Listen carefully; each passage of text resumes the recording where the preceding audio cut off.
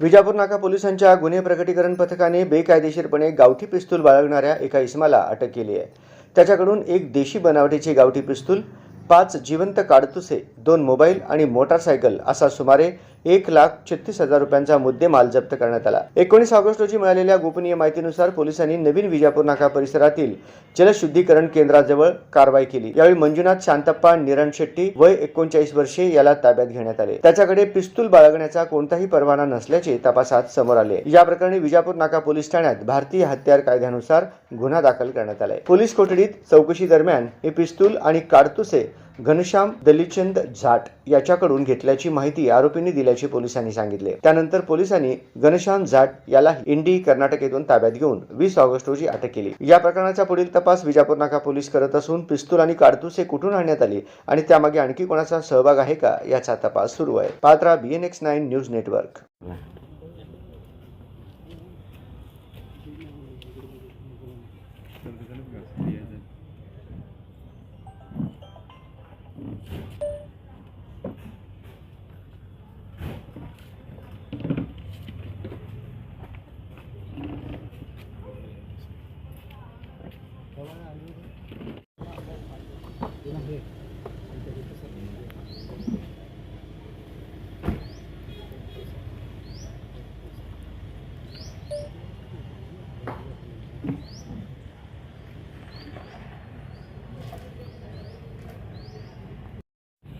दिनांक 19/8 रोजी गुन्हे प्रकटीकरण पथक प्रमुख शीतलकुमार गायकवाड व त्यांचे पथकातील सहकारी यांनी कर्तव्यावर असताना त्यांच्याकडे एक खात्रीशीर बातमी मिळाल्यावरून त्यांनी विजापूर ते सोलापूरकडे स्प्लेंडर प्लस मोटारसायकल क्रमांक KA 28 HF 2336 यावर एक इसम त्याच्या अंगावर ग्रे रंगाचे टी-शर्ट व जीन्स पॅन्ट घातलेले इसमाजवळ गावठी पिस्तूल व जिवंत काडतुसे अशी खात्रीशीर बातमी मिळाल्याने त्वरित आमचे जे गुन्हे प्रकटीकरणचे अधिकारी API शीतलकुमार गायकवाड व त्यांचे पथक त्या ठिकाणी गेले।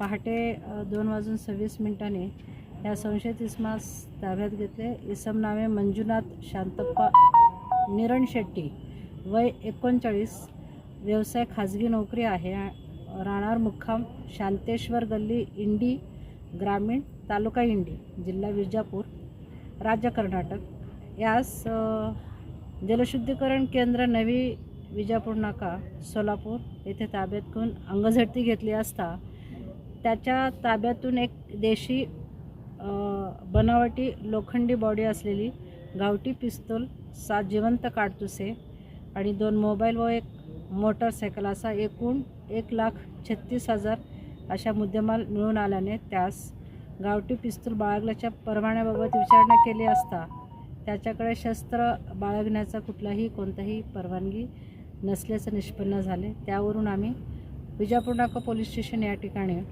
गुन्हा रजिस्टर क्रमांक 455/2026 भारतीय हत्यार कायदा कलम 325 प्रमाणे गुन्हा दाखल करून त्याला अटक करून सखोल चौकशी केली।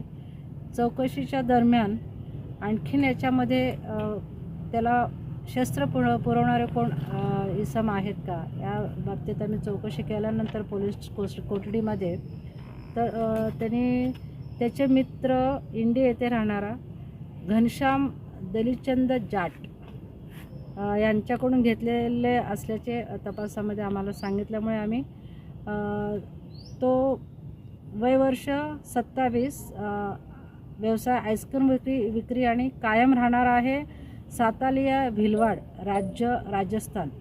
सध्या तो बिरप्पा नगर तांब्याच्या घरी भाड्याने राहतो, जिल्हा विजापूर राज्य कर्नाटक या ठिकाणी राहतो असं आमचं निष्पन्न झाल्यानंतर आम्ही त्या ठिकाणी जाऊन त्याही आरोपीला या गुन्ह्यात अटक करून अशा प्रकारे या गुन्ह्याची कामगिरीमध्ये 2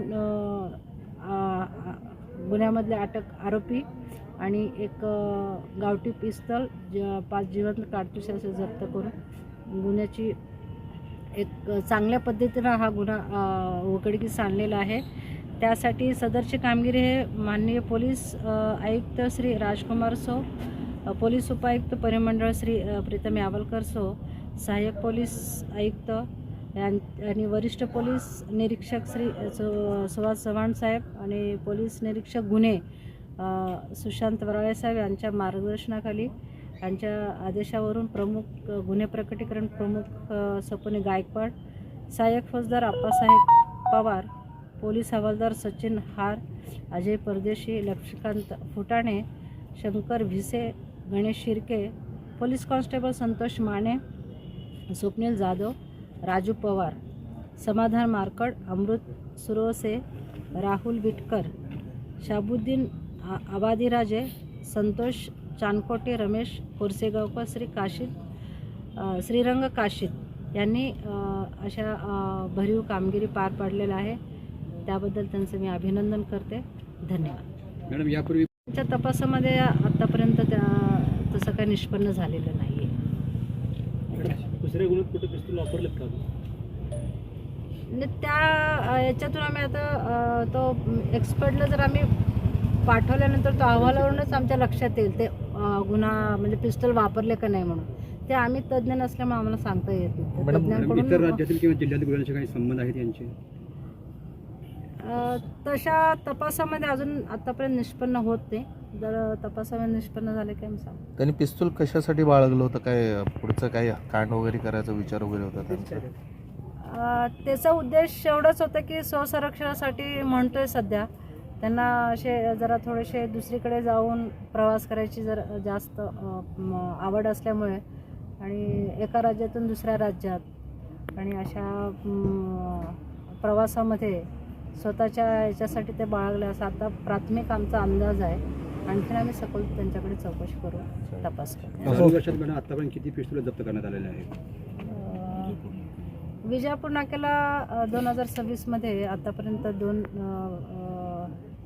अग्निशस्त्राची कारवाई केलेली आहे आणि तशा पद्धतीने 2 गुन्हे दाखल झालेले आहेत. आणि जी गाडी सापडलेली आहे फोर्ड मोटरसायकल ती कुणाची मालकीची आहे काय कळलं आहे? त्याची माहिती घेतो आज. माहिती घेऊन आपल्याला कळतं. आता सोलापूरकरांसाठी गुड न्यूज. आंध्र प्रदेश आणि तेलंगणातील प्रतिष्ठित श्री रुद्रा पूजा स्टोअर आता प्रथमच महाराष्ट्रात सोलापुरात 10 जून 2026 पासून आपल्या सेवेत. आपल्या दैनंदिन पूजा, धार्मिक विधी आणि सण उत्सवांसाठी लागणारे सर्व दर्जेदार पूजा साहित्य आता एकाच छताखाली उपलब्ध. सर्व पूजा साहित्यावर 50% पर्यंत आकर्षक सवलत. आजच आमच्या स्टोअरला भेट द्या आणि या मेगा ऑफरचा अवश्य लाभ घ्या. पत्ता शॉप क्रमांक 3, 70 फूट रोड, साईबाबा चौक, वननेस मोबाईल शॉपी जवळ, सोलापूर. प्रोप्रायटर श्रीनिवास कुरापटी. संपर्क 9175 87 03 68. श्री रुद्रा पूजा स्टोअर. विश्वास, गुणवत्ता आणि परंपरेचा संगम.